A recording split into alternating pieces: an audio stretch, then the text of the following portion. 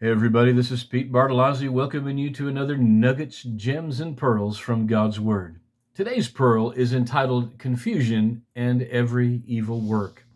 And I'm going to be reading from James chapter 3, verses 14 through 16. It says, "But if you have bitter envy and strife in your hearts, glory not and lie not against the truth. This wisdom descends not from above, but is earthly, sensual, and devilish. For where envy and strife is, there is confusion and every evil work." I was asked how that every evil work is present as soon as people begin to give in to envy and strife. First, I would like to define the words in this verse from the Greek because it will help us understand what James is saying. The first word envy here is the Greek word zelos, from which we get our English word zeal. And even though we primarily use the word in a good sense, the Greek has both a good and bad sense.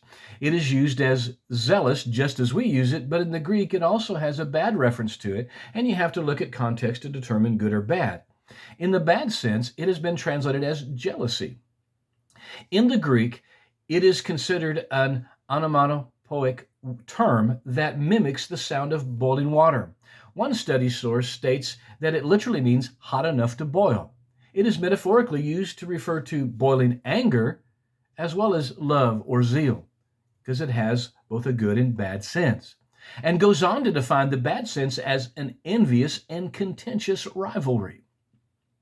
So think of when somebody boils over with anger or jealousy, it usually causes them to do things that they later regret.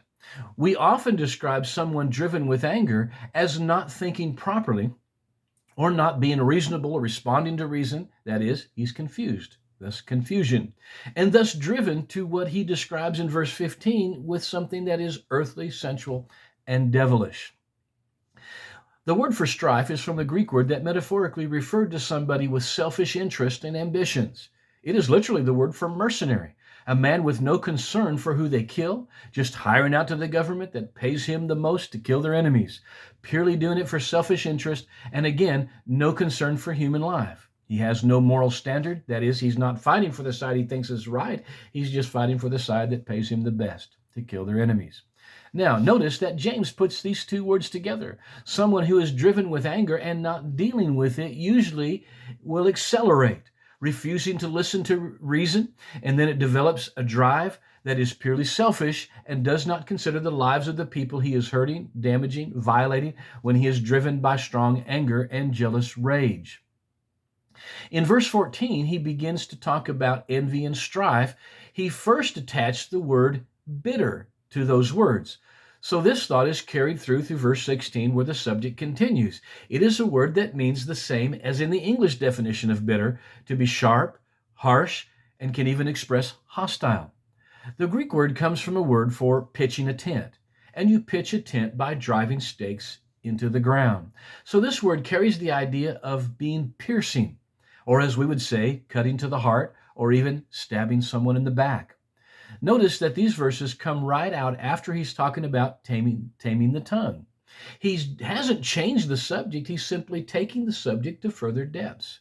A man like this, his tongue is on fire and will cut people to pieces with no concern for what it does to people. And if he doesn't care, that's a state that's even worse yet. The conclusion is that James is describing the worst case scenario, which is common to his writings. He is not saying that where envy and strife begins, that every evil work is already occurring and actively working. But if people don't control their ill feelings and passions, it can take them to a place where they can be driven to do almost anything. That is, anything that is evil.